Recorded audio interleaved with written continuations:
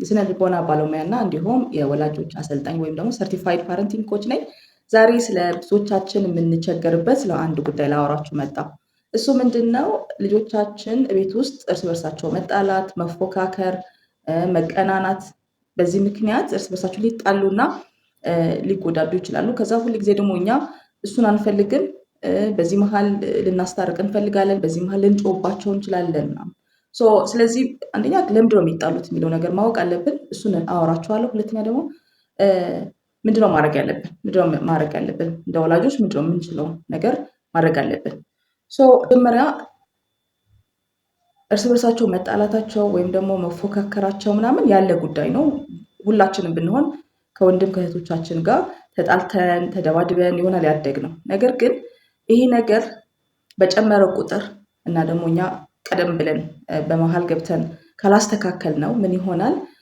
አንደኛ እርስ በርሳቸው ያለው ፍቅር በወንዱ እየቀነሰ ይሄድና ቤት ውስጥ በአንድ አባትና በአንድ እናት ቤት ውስጥ እያደጉ ነገር ግን ጠላቶች ሊሆኑ ይችላሉ። እኛ ደግሞ እሱን አንፈልግም። ራይት። ሁለተኛ ደግሞ ኮንፊደንሳቸው ለራሱ ምክንያቱም ቤት ውስጥ እርስ በርሳቸው ሲጣሉ ቡሊ ሲደራረጉ ምናምን የራሱ የሆነ ኢምፓክት ስላለው ኮንፊደንሳቸው ራሱ ዝቅ ይላል ማለት ነው። ኦኬ። ስለዚህ መጀመሪያ መረዳት አለብን ከየት ነው የተነሳው፣ ከምንድን ነው የመጣው የሚለው። እኩል የሆነ ትኩረት ስለማንሰጥ ልጆች እርስ በርሳቸው ሊጣሉ ይችላሉ። እንዴ ምን ማለት ነው ልትሉኝ ትችላላችሁ። ለምን እንደሆነ በኤግዛምፕል ላሳያችሁ። ለምሳሌ አንድ እቃ ላይ ሁለት ተክሎች ብንተክል እና ሁለቱም እኩል የሆነ እንክብካቤ የማንሰጣቸው ትኩረት የማንሰጣቸው ከሆነ በእርግጠኝነት አንዱ የተሻለ ሊያድግ ይችላል፣ አንዱ ደግሞ በትክክል ላያድግና ላይለመልም ይችላል። ለምሳሌ አሁን ሁለቱም አንድ ቦታ ላይ የተከልናቸው ተክሎችን ለምሳሌ ሁለቱም አንዱ ፀሐይ ብርሃን ያገኛል። በዚህ በኩል ያለው ለምሳሌ አሁን ፀሐይ ብርሃን ያገኛል። ውሃ ለሁለቱም ውሃ ስናደርግ ኦብቪየስሊ ይደርሳል ለሁለቱም። ፀሐይ ብርሃን ያገኛል፣ እንክብካቤ ያገኘ ነው። ስለዚህ የተሻለ ፀሐይ ብርሃን በማግኘቱ በዚህ ሳይድ ያለው የተሻለ ሊለመልምና ቶሎ ሊያድግና ቁመቱ ጥሩ ሊሆን ይችላል ማለት ነው። በዚህኛው በኩል ግን ጥላ ብቻ በመሆኑ የአትክልቱም በሌላም ነገርም ጥላ ላይ መሆኑ እንክብካቤ እንኳን ውሃ ቢያገኝም ነገር ግን ፀሐይ ብርሃን አለማግኘቱ ግን ሊቀጭጭና ማደግ ያለበትን ቦታ ላይ ደርስ ይችላል ማለት ነው።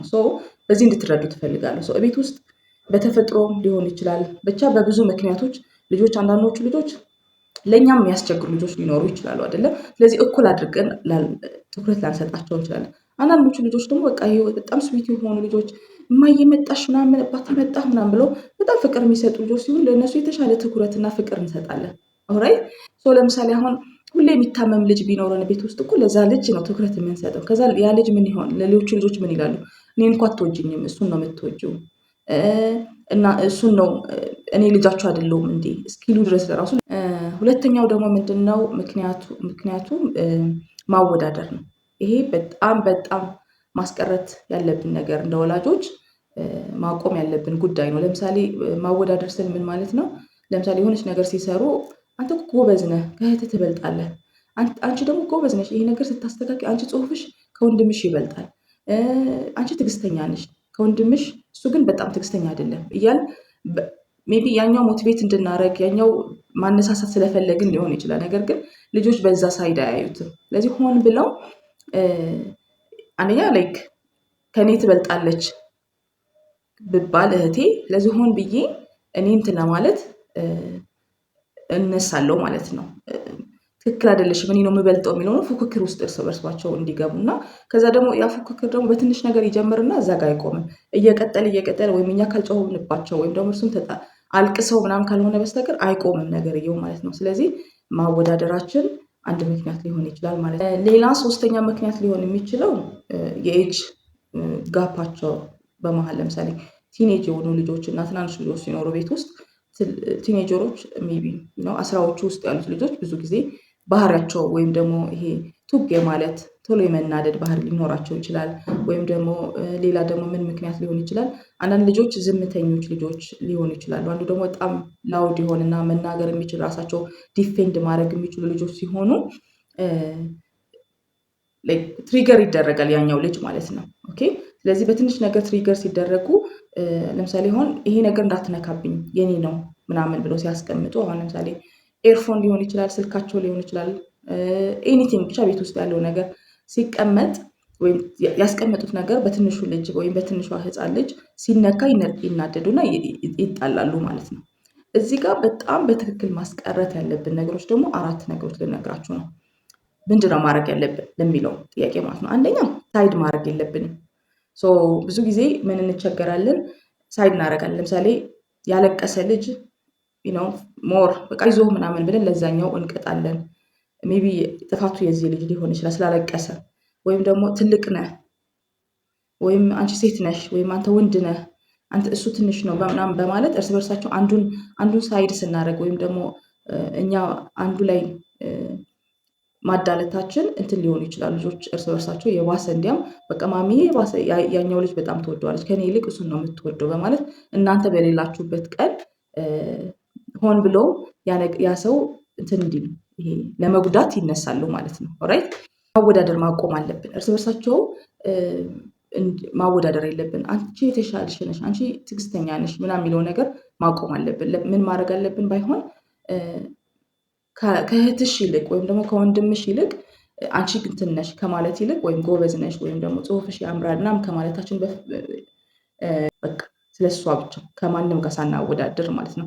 ኦፍኮርስ ሞቲቬት ለማድረግ ይሆናል እንደዛ የምንላቸው፣ ግን እንዲያም በመሀላቸው እየገባን እኛ እንዲጣሉ ለራሱ ምክንያት እየሆንባቸው ነው ያለ ነው ማለት ነው። ሁለተኛ ልጆች ከኛ ትክክለኛ የሆነ ትኩረትና ፍቅር ሳያገኙ ሲቀሩ እርስ በርሳቸው በመጣላት ምናምን ሲክ ያደርጉታል ወይም ያገኙታል ማለት ነው። ስለዚህ በተቻለን መጠን ልጆቻችን በቂ የሆነ ዋን ቱ ዋን ታይም መስጠት አለብን። ኳሊቲ የሆነ ታይም ስንሰጣቸው እንዲህ በማልቀስ በመደባደብ በምናምን ያ ከኛ ማግኘት ያለባቸው ነገር ትኩረት አያገኙትም። ስለዚህ ባይሆን በትክክለኛ ፖዚቲቭ በሆነ መንገድ ትኩረት እንዲያገኙ እያደረግናቸው ነው ያለው ማለት ልክ አሁን ቅድም ኤግዛምፕል እንደሰጠኋቸው ያ ተክል እነዚህ ሁለቱም አትክልቶቹን ሁለቱም አንስቼ ፀሐይ ላይ ባስቀምጣቸው ወይም ደግሞ የተሻለ ቦታ ባስቀምጣቸው ሁለቱም ፀሐይ ብርሃንም ያገኛሉ፣ ውሃ ያገኛሉ። ስለዚህ እኩል ያድጋሉ ማለት ነው። ነገር ግን ያኝ አቀማመጣችን ትክክል ባለመሆኑ ግን አንድ ቦታ ላይ እንኳን የተከልነው አትክልት ሁለቱም እኩል ላያድጉ ይችላሉ። እኩልም እያደጉ አይደለም በሪል ላይፍም ስለምናየው። ሌላ ሶስተኛ ማድረግ ያለብን ነገር ምንድን ነው? አንድ ላይ እንዲሰሩ አንድ ነገር እንዲሰሩ እና ለምሳሌ ምግብ ማብሰል ሊሆን ይችላል ወይም የሆነ ነገር አብሮ እንዲያደርጉ ምናምን በማድረግ እርስ በርሳቸው እንዲተባበሩ አንድ ላይ ችግር እንዲፈቱ ማድረግ ይቻላል። ምክንያቱም አት ኤንድ ኦፍ ዘ ዴይ እርስ በርሳቸው እንዲዋደዱ እና ፍቅር እንዲተባበሩ አንድ ግሩፕ ላይ እንዲሆኑ አንድ ቲም ላይ እንዲሆኑ እንፈልጋለን አይደለ? ስለዚህ ኢዚ የሆነ ነገር ለምሳሌ አይዶ ነው ቤት ውስጥ ማብሰል የምትፈቅዱላቸው ከሆነና ሁለቱም እናንተ እያላችሁ ሁለቱም ሶስቱም ልጆች አንድ ላይ ማብሰል እዛ አንዱ የሆነ ነገር ሲያደርግ አንዱ የሆነ ነገር ሲያደርግ አብሮነት የሚባለው ነገር ዲቨሎፕ እንዲያደርጉ እናደርጋቸዋለን ማለት ነው። እነዚህ በማድረግ ልጆች እርስ በርሳቸው እንዳይጣሉ፣ እንዳይፎካከሩ፣ ቅናት ውስጥ እንዳይገቡ ምናምን በማድረግ ልጆቻችን ፍቅር ያላቸው እርስ በርሳቸው የሚዋደዱ ማድረግ ትችላላችሁ ብዬ አስባለሁ። ዛሬ የያዝኩላችሁ ቪዲዮ ይህን ይመስላል። ልጆቻችሁ ከፉክክር ውጪ እንዲሆኑና እርስ በርሳቸው ተዋደው ተከባብረው እንዲኖር የምትፈልጉ ከሆነ ይህ ቪዲዮ የእናንተ ነው። ሰብስክራይብ፣ ላይክ እና ሼር በማድረግ ሌሎች ቤተሰብም እንዲሆኑ ጋብዟቸው። አኑ ፓረንቲንግ ሶሉሽን በሚለው የቴሌግራም ግሩፓችን ላይ በመቀላቀል ፋሚሊ ሁኑ። ደህና ዋሉ።